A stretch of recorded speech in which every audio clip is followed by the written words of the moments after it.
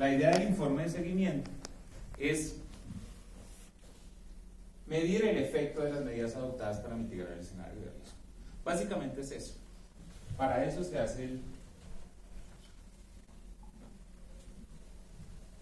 ¿Y por qué es importante? En casi todas las empresas, entidades y demás, pues se hace planeación. ¿Sí? Usted planea qué es lo que va a hacer en el siguiente año. Pero muchas veces lo que usted planea no sale tan bien. ¿Sí? No sale como usted esperaba que saliera. ¿Sí? Entonces hay que tomar un punto de decir, uno no puede ser tan terco en decir, esto está saliendo mal y seguir por esa misma ruta. ¿Sí? Uno tiene que hacer un par y decir, venga, algo no está saliendo bien. ¿Sí? Algo no está saliendo bien y toca recapitular, reflexionar, ¿sí? Sobre qué es lo que no está haciendo bien. Y básicamente, eso es el informe de seguimiento. ¿Sí? Decir, oigan, algo está pasando porque esto no está siendo efectivo. ¿Sí? El efecto de las medidas no están cumpliendo con la mitigación del escenario de riesgo. Entonces, básicamente lo que intentamos es hacer esa reflexión. Hacer esa pausa de decir, venga, aquí tenemos que hacer algo para realmente mitigar el escenario de riesgo. Claro, si todo está bien y se mitigó el escenario de riesgo, pues el informe de seguimiento lo dirá. Dirá, venga, todo muy bien, todo good, ¿sí? Falta unas cositas aquí, allá o ta. Hay que decirlo, 9 meses es muy poco para medir el efecto de las medidas, porque muchas de las cosas o situaciones que generan el riesgo son temas estructurales. Llevamos más de 60 años en conflicto armado, ¿sí? Y eso ha profundizado las vulnerabilidades, ¿sí? De las comunidades. Pero si a eso le agregamos una pandemia que profundizó también y exacerbó muchas de las conflictividades sociales, como ustedes saben, temas como la violencia intrafamiliar tomó un repunte altísimo porque básicamente estábamos en un espacio muy pequeño, todos los humores, o sea, los malos genios, los buenos genios, todo, ¿sí? Las situaciones complejas, y eso hizo que también se aumentara. Bueno, eso, muchas particularidades y características y elementos hizo que se exacerbara inclusive la violencia. Pero no sé si ustedes lo han notado, pero yo también yo lo he notado mucho. Y es que como sociedad bogotana, ¿sí? Y cuando hablo de sociedad bogotana no solo hablo de los rolos y los cachacos, sino de todos los que vivimos en Bogotá, hay un alto nivel de intolerancia y un alto nivel de confrontación. O sea, usted se sube a Transmilenio y ya no puede mirar a nadie, ya uno es así, no me meto con nada, y yo no sé si eso puede ser efectivo, porque uno no sabe cuándo lo van a agredir a uno por cualquier cosa que haga. ¿Sí? Entonces hay un nivel de temor de salir a la calle, no crean, de salir a la calle. Y los que somos padres, de que nuestros hijos salgan a la calle, ¿sí? Sobre todo las mujeres, ¿sí? Los que tienen hijos, hijas, pues es muy complejo lo que está sucediendo en todos los espacios. Y esto, de alguna manera, si bien no está relacionado directamente con lo que advierte las alertas tempranas, sí es un termómetro, ¿sí? Sí es una medición de una vulnerabilidad que hace que tenga un efecto de alguna manera en la conflictividad, ¿sí? Toda esta exacerbación de la violencia de alguna manera ha permeado incluso las relaciones más básicas, ¿sí? Porque si lo sagrado ya no es la vida, ya no es la persona, pues básicamente ese discurso permea todo nuestra relación. Y eso es lo que está sucediendo en Bogotá, en que tenemos que tomar medidas para volver a tener una convivencia que parta de que la vida es sagrada, ¿sí?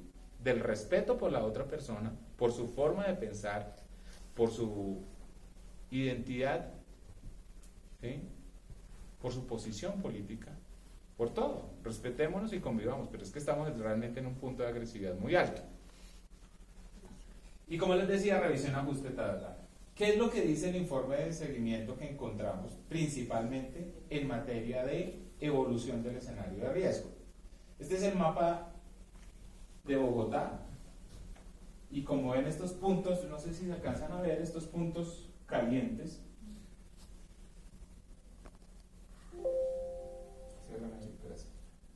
Estos puntos calientes, estos son los municipios que rodean Bogotá, porque también fueron advertidos a través de la alerta temprana 010. ¿Qué es lo que decía básicamente la alerta temprana 010? Y es que había unos niveles de violencia que tenían una tendencia a aumentar, pero también a expandirse, ¿sí? Y que era muy posible que se expandieran a los municipios más cercanos de Bogotá. Esa violencia se expandiera por una dinámica particular. Aquí realmente tenemos unos limitantes frente a la acción de las autoridades. ¿Por qué? Porque tenemos límites, tenemos fronteras, ¿sí? Mientras las estructuras armadas ilegales, ellos no tienen fronteras ni límites, ellos se mueven entre las fronteras y saben que esa es una debilidad del Estado, ¿sí? ¿Sí? Muchas veces las autoridades llegan hasta un punto, pero dicen, venga, esto es de otra administración, yo no puedo hacer nada, no puedo meterme allá. A las estructuras ilegales eso les parece antes muy beneficioso. Y entonces, ¿qué estaba pasando? Se refugiaban en los municipios cercanos, ¿sí?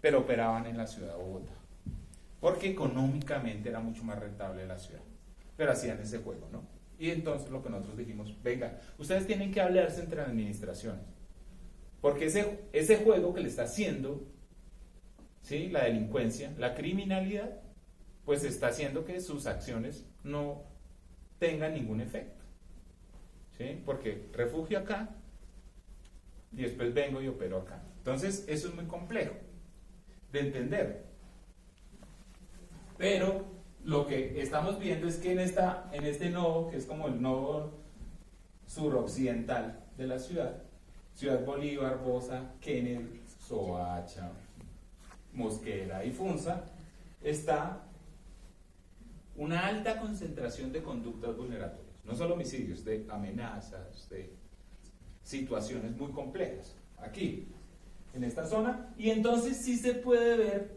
con esos colores, sí se puede ver las dinámicas de movilidad entre los municipios, ¿sí ven?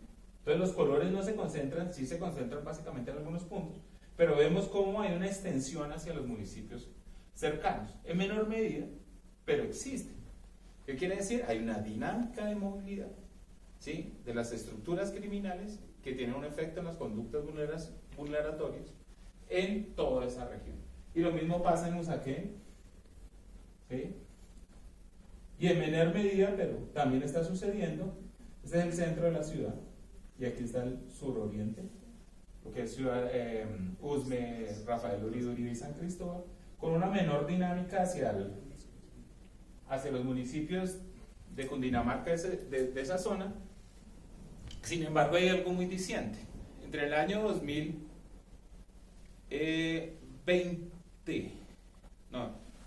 entre los años 2020 y 2021, esta alerta se emitió a comienzos del año 2021.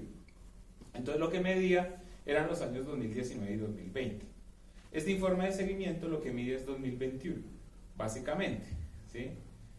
Y lo que decía era que lastimosamente subieron los homicidios y los delitos de alto impacto, amenazas, homicidios y extorsiones, tanto en Bogotá como en casi todos los municipios circunvecinos, ¿sí?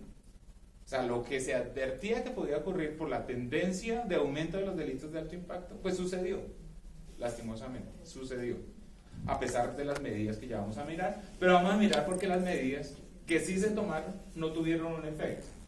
Entonces lo que vemos, como dice ahí, es una exacerbación y expansión del escenario de riesgo. En el año 2019 esas zonas de los municipios circunvecinos no existían tantas conductas vulneratorias, que es más, ni homicidios ocurrían.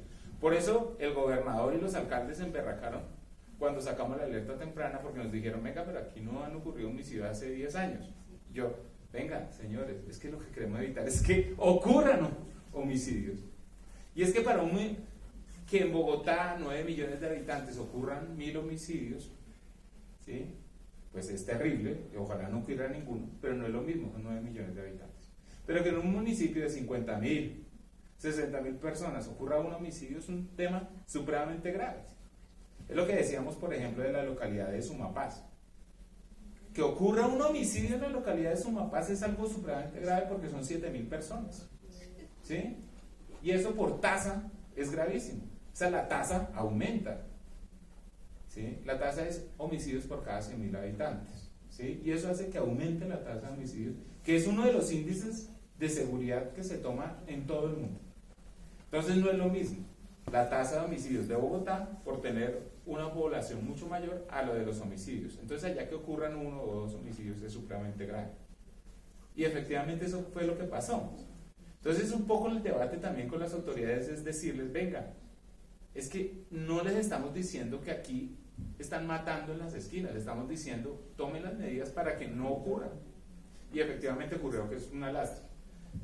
Y hay una profundización y persistencia de los repertorios de violencia en contra de las poblaciones objeto. ¿Qué quiere decir? Las vulnerabilidades de las poblaciones que nosotros dijimos están en mayor riesgo, que eran niños, niñas, adolescentes, mujeres, sobre todo aquellas que ejercen liderazgo, líderes, lideresas, defensores y defensoras de derechos humanos, ¿sí? Y población con orientación sexual e identidad de género diversa, están en alto riesgo. Y lo que pasó es que se profundizaron esas vulnerabilidades, tanto de niños, niñas, adolescentes, como de mujeres, como de personas con orientación sexual e identidad de género diverso, como de liderazgos sociales, ¿sí? Y esto no se puede medir con cifras solamente, ¿sí? No solamente si aumentaron o disminuyeron las amenazas en contra de liderazgos, no solamente si mataron 1 o 2. El tema es lo que está ocurriendo y la vulneración de estas personas. ¿Qué quiere decir? Que su ejercicio no lo pueden hacer porque se han profundizado sus vulnerabilidades. ¿Sí? Los liderazgos no se ganan, y ustedes lo saben, ni un centavo por hacer el trabajo que hacen. ¿Sí? Entonces, justamente lo primero que pasa cuando llega una amenaza es que, mire, yo no me estoy beneficiando de esto, yo hago un ejercicio de liderazgo y sin embargo corre el riesgo mi vida, lo más posible es que abandone esa labor de liderazgo, ¿sí? O algo peor, que se tenga que desplazar y demás, y con eso se profundicen sus vulnerabilidades, porque de pronto tiene que renunciar a su trabajo, ¿sí? Muchos de ellos trabajan en temas informales, entonces lo más posible es que la chacita que tenía, ¿sí? O el trabajo informal que tenía, pues lo tenga que abandonar por un tiempo, y eso profundiza elementos económicos y sociales. Lo más posible es que no le pueda contar a su familia, o sea, pierde redes de apoyo porque es muy complejo, ¿sí? No puede buscar apoyo porque teme de que el riesgo que ella o él tiene, ¿sí? Se lo pase a la familiar. Entonces, esto es, digamos, un poco el efecto que nosotros estábamos viendo de lo que estaba ocurriendo. Pero hablemos de por qué creemos nosotros en el análisis que hicimos, ¿por qué esto ocurrió? Porque el efecto no logró mitigar el escenario de riesgo, sino que al contrario se profundizó y se exacerbó. Lo primero de la conclusión del seguimiento es un tema de una variable que nosotros analizamos que se llama celeridad, o sea, respuesta rápida. ¿Sí? Usted tiene que responder de manera rápida. Y ahí vemos cómo el porcentaje de respuesta rápida realmente es de un 3%.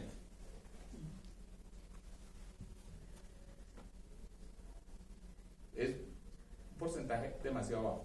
De todas las acciones que nos dijeron a nosotros que habían implementado, ¿sí? Solo el 3% superan los factores de riesgo y terminaron su tiempo de ejecución. O sea, la mayoría están ejecutándose. Es un indicador, ¿sí? Pero este indicador se debe medir con la evolución del escenario de riesgo. Entonces, si tú me dices, me demoré en tomar las medidas, pero además las cifras de alto impacto aumentaron en el año 2021, pues tú estás diciendo, tenías que responder rápidamente y no lo hiciste, ¿sí? ¿Y el efecto cuál fue? El aumento de los delitos de alto impacto. Estamos hablando 2021, ¿no? Para que entendamos un poco. Ahí es donde se aumentaron, ¿sí? Que debió ser la respuesta rápida, porque la alerta temprana se emite a comienzos del 2021. Entonces su respuesta debió ser rápida para que esos indicadores al final del año pues no tuvieran ese ascenso, sino que se hubieran mitigado. No pasó. Y eso tiene que ver, de alguna manera, en que las medidas que se pensaron para dar respuesta, pues no fueron rápidas. ¿Sí? No fueron rápidas.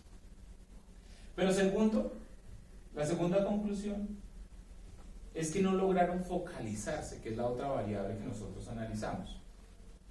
¿Sí? No se focalizaron. ¿Y qué pedimos nosotros en la focalización? Dos aspectos. Que sean en los territorios que nosotros advertimos. Que las medidas se ejecuten en los territorios. Entonces, por ejemplo, me dicen, no, es que estamos haciendo esto, ¿y en dónde lo están haciendo? Lo estamos haciendo para toda Bogotá. No cumple con, digamos, este tema de focalización. ¿Sí?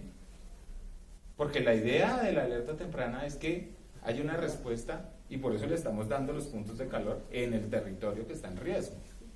¿Sí? Y segundo elemento, entonces no solamente es el territorio, entonces el territorio eran las 10 localidades, pero eran 39 UPZ de esas 10 localidades, no era todas las territorios de las localidades. Y el segundo elemento, ¿sí?, de focalización que esperábamos era que fueran sobre los sujetos en riesgo, estos que les dije, niños, niñas, adolescentes, mujeres, líderes sociales, personas con orientación sexual e identidad de género diversa. Y en eso encontramos que solo el 6% cumple con esos criterios de las medidas implementadas. Cumple con el criterio de en el territorio y que favorezca o que sea implementada sobre los sujetos en riesgo. Solo el 6% de las medidas que fueron implementadas. Y ahí vamos entendiendo un poco por qué no hay un efecto real, ¿sí?, en el escenario de riesgo. Porque lo que hacemos son medidas, digamos, muy generales. Y la idea es que hayan unas medidas que tengan una focalización, que estén aterrizando, ¿sí?, y que mitiguen el riesgo advertido. Para eso hacemos un ejercicio técnico importante, decirles, venga, estos son los territorios.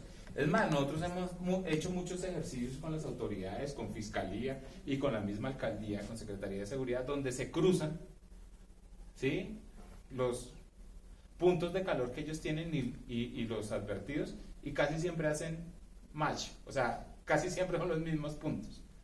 Entonces a veces uno no entiende, y yo sé que uno gobierna para toda la ciudad, pero hay medidas urgentes, hay medidas que deben dar en el punto a ciertos territorios, ¿sí?